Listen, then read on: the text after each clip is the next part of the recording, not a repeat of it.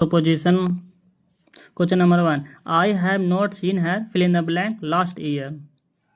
इसका correct answer होगा option D since. I have not since her last year. जब भी last year, last month, last दे रहे ना तो इसको साथ एक सिंस का यूज़ होता है, क्योंकि लास्ट ईयर, लास्ट मंथ ना एक फिक्स समय हो जाता है, जिसके लिए सिंस का यूज़ होता है. अगर टू ईयर्स रहे, 2 डेज रहे ना तो पीरियड बन जाता है, तो उसके लिए 4 का यूज़ करेंगे. लेकिन यहाँ पर लास्ट दिया जा रहे, लास्ट ईयर, लास्ट मंथ या लास्ट डे, तो सिंस का यूज होगा.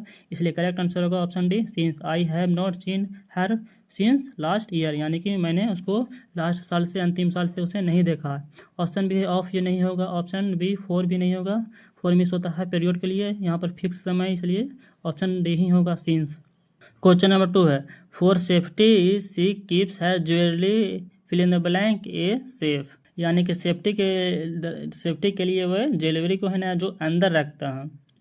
इसका करेक्ट आंसर होगा option D inside.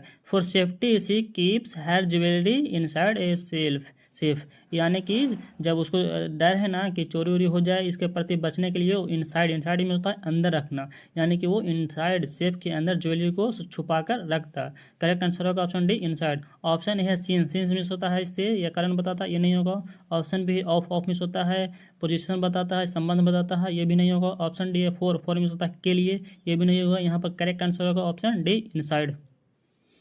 Question number 3 है the film was directed fill in the blank Michael Bay. इसका करेक्ट आंसर होगा option B by. The film was directed by Michael Bay, यानी कि Michael boy द्वारा दर्शाया गया.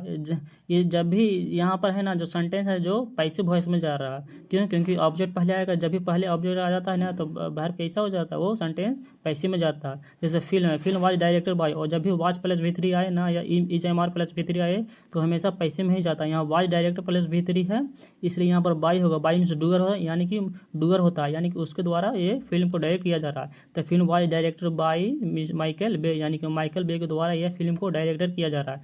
इसलिए करेक्ट आंसर होगा option B by. Option A है ऑफ भी नहीं होगा. यहाँ पर रिलेशन यही नहीं बता रहा है, यहाँ पर डूअर बता रहा है.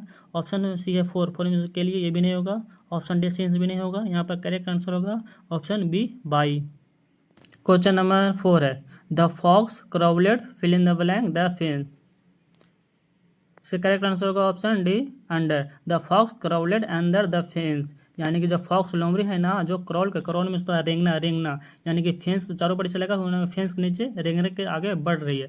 फॉक्स लोमड़ी है ना जो रेंगने के आगे अंडर द फेंस के नीचे रेंगते हुए आगे बढ़ रही है. ऑप्शन ए सीन्स मिस होता है, से ये भी नहीं होगा. ऑप्शन बी टू मिस होता है डायरेक्शन के लिए, ये नहीं होगा. ऑप्शन सी है विथ मिस होता है के लिए, ये भी नहीं होगा. यहाँ पर करेक्ट आंसर होगा option D under. The fox crawled under the fence.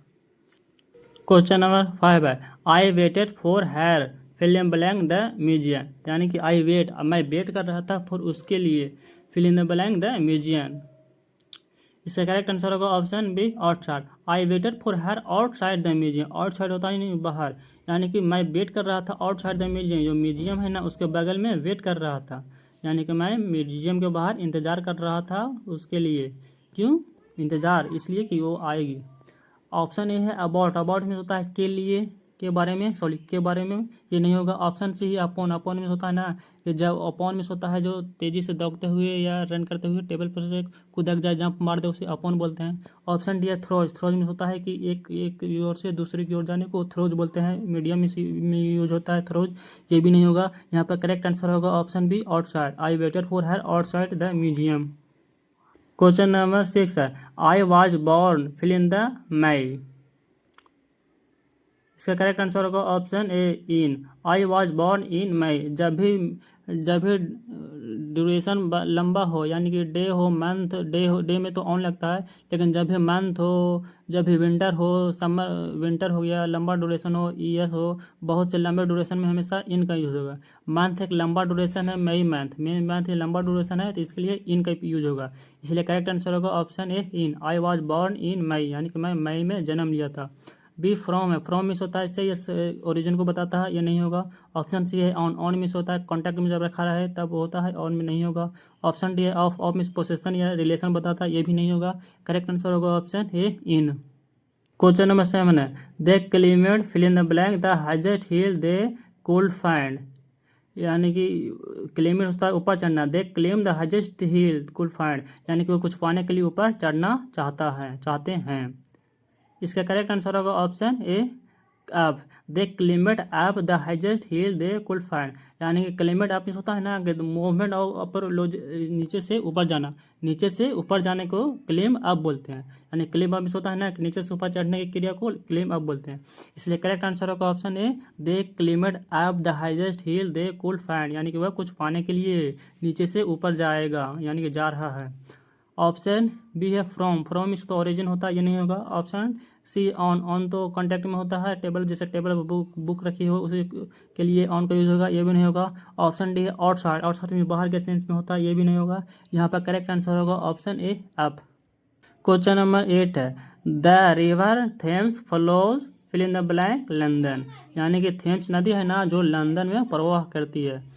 इसका करेक्ट आंसर होगा option D throws. The river Thames flow throws London. Throws में होता है ना वन इन और समथिंग टू अनदर इन, यानी कि एक इन से दूसरे की ओर प्रवाह करने को, एक छोर से दूसरे की ओर चलने के लिए थ्रोज का यूज करते हैं। इसलिए करेक्ट आंसर होगा ऑप्शन डी थ्रोज, यानी कि the river Thames flows throws London, यानी कि लंदन के एक छोर से दूसरे छोर प्रवाह करती है। ऑप्शन सी है ओवर में ऊपर मडराने के सेंस में होता है, ये नहीं होगा। ऑप्शन बी फ्रॉम नहीं होगा। ऑप्शन सी ऑन भी नहीं होगा। करेक्ट आंसर होगा option D throws. Question number 9 है the drumstick must cater fill in the blank the taste of the audience, यानी कि ड्रामेस्टिक केटर में होता है ना उसकी डिजायर को पूर्ति करना, यानी कि फुलफिल करना। यानी कि ड्रामेस्टिक परफॉर्म करते हैं ना उसे मस्ट केटर करना चाहे टेस्ट ऑफ ऑडियंस, यानी कि ऑडियंस के बारे में ख्याल रखना चाहे कि ऑडियंस को पसंद आ रहा है कि नहीं आ रहा है। इसका करेक्ट आंसर होगा ऑप्शन डी केटर टू एक है ना जो फ्रेजल वर्ब होता है या फिक्स प्रोपोजिशन कहिए, यह हमेशा केटर टू ही लेता। और केटर टू मीन्स फॉलो होता है ना कि ऑडियंस का जो डिमांड है ना उसको पूर्ति करना, केटर टू मीन्स डिमांड को पूर्ति करना। इसलिए करेक्ट आंसर होगा option D two. The drumstick must, यानी जो ड्रामा परफॉर्म करते हैं ना उसे मस्ट केटर टू करना चाहिए टेस्ट ऑफ द ऑडियंस, यानी कि उसको ख्याल रखना चाहिए कि ऑडियंस खुश हो रहा है कि नहीं खुश हो रहा है। ऑप्शन ए है इन मीन्स होता है जो इन मिस होता है ना जो इनसाइड में यूज होता है या लॉन्गर ड्यूरेशन में यूज होता है, ये नहीं होगा। ऑप्शन बी है फ्रॉम है जो ओरिजिन के सेंस में होता है, ये भी नहीं होगा। ऑप्शन सी इनटू मिस होता है मीडियम चेंज में होता है, ये भी नहीं होगा। करेक्ट आंसर होगा option D two. Question number 10 है the bird fill in the blank our head, यानी कि पक्षी है ना जो हमारे ये सिर के ऊपर उड़ रही है। इसका करेक्ट आंसर होगा option A over. The word flow over our head. Over में होता है कि मंडराना, यानी कि जैसे क्लाउड बादल ये सब है ना जो हमारे सर के माथा पर मंडराते हैं ना, उसी तरह से पक्षी है ना जो हमारे सर के ऊपर उड़ रही है, यानी कि ओवर हो रही है, यानी कि इसका करेक्ट आंसर होगा option A over. The word flow over our clad, यानी कि क्लाउड, यानी कि head the bird flew over head, यानी कि हमारे सर के ऊपर उड़ रही है। ऑप्शन बी है फ्रॉम है ना जो ओरिजिन को बताता है, ये भी नहीं होगा। ऑप्शन सी थ्रोज में होता है एक मीडियम से दूसरे मीडियम जाना, यानी थ्रोज में एक यहाँ से वहाँ जाने को थ्रोज बोलते हैं, ये भी नहीं होगा। ऑप्शन डी अंडर में होता है नीचे, ये भी नहीं होगा। करेक्ट आंसर होगा ऑप्शन ए ओवर।